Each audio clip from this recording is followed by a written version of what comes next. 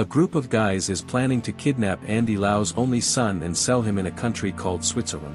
These people traffic humans for $50 million per person, which is why they targeted him.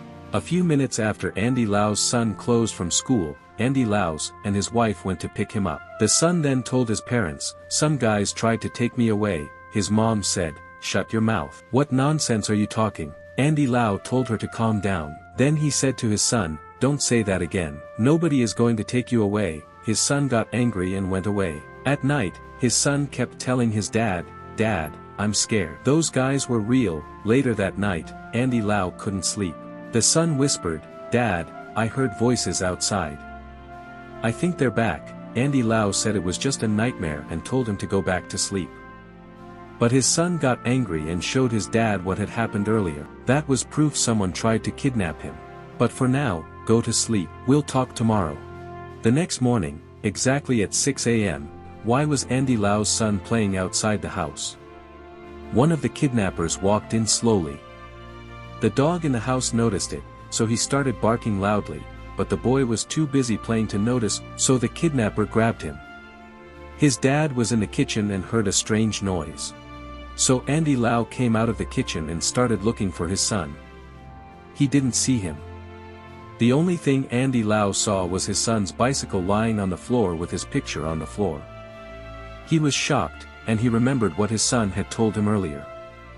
He looked up and saw the kidnapper standing with his son. He got angry and ran to take his son back from him. But he didn't notice the kidnapper was with his gang.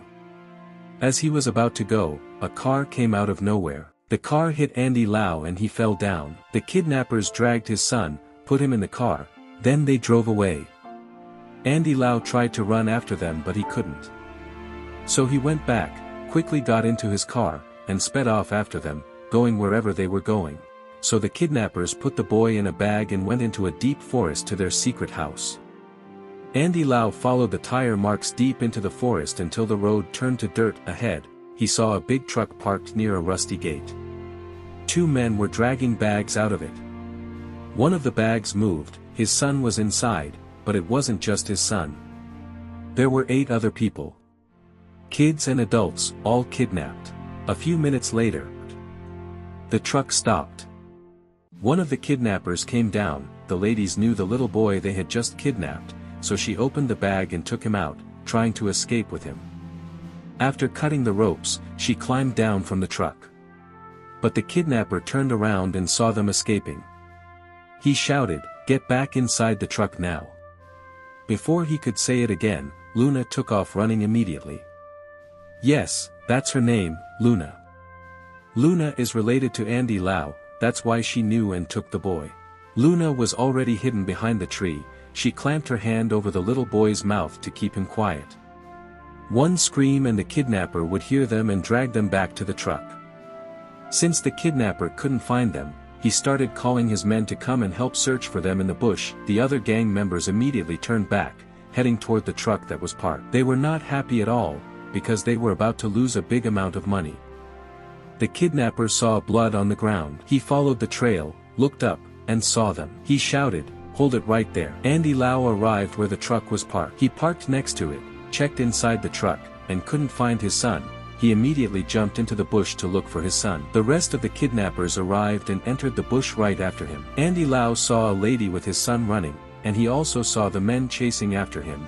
The truck driver knocked the lady down, trying to take the boy away from her. Andy Lau immediately hit the kidnapper with a long piece of wood to the head, and he told the lady, "Run, get my son out of here." She ran. Some of the gang were chasing after the lady with his son. Andy Lau immediately took the kidnapper down and ran after them too. 2 of the guys stopped and started fighting Andy Lau, while one of the guys was chasing the lady and a boy. Andy Lau saw the guy running after the lady. Unfortunately, the guy got in front of her and she stopped. Andy Lau was putting more effort into the fight so he could run to the lady. She refused to give the kidnapper the boy, so he dragged him away from her. Andy Lau immediately rushed in and hit the kidnapper.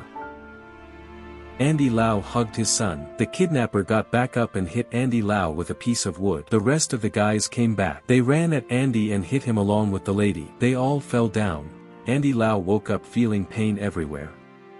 He started reporting the matter to the police. After reporting the case to the police, he jumped down from the bed, went outside, and started asking the lady to give him her car. She refused at first, but then she gave him the car. Andy Lau immediately jumped into the car and drove to the kidnapper's secret house, and crashed through the gate. He got out of the car. All the guys in the secret house came out to fight. Andy Lau beat them like kids. He climbed up the building to look for his son. The driver who drove the truck came out and started fighting Andy Lau. The driver beat Andy Lau very badly. Andy Lau got angry and started stabbing him to death. Andy Lau entered the secret room. "You will never see your son again," the guy said. As they were fighting, more people came. "Over my dead body," Andy Lau replied. Andy kept killing them. They didn't want to allow Andy Lau to enter the secret room where they were keeping his son. Andy Lau discovered there were more people in the house. So he called the police officers who had come for backup. He sent them the location where the kidnapper are because he couldn't handle it alone. He finally defeats some guys. Then he took his son away.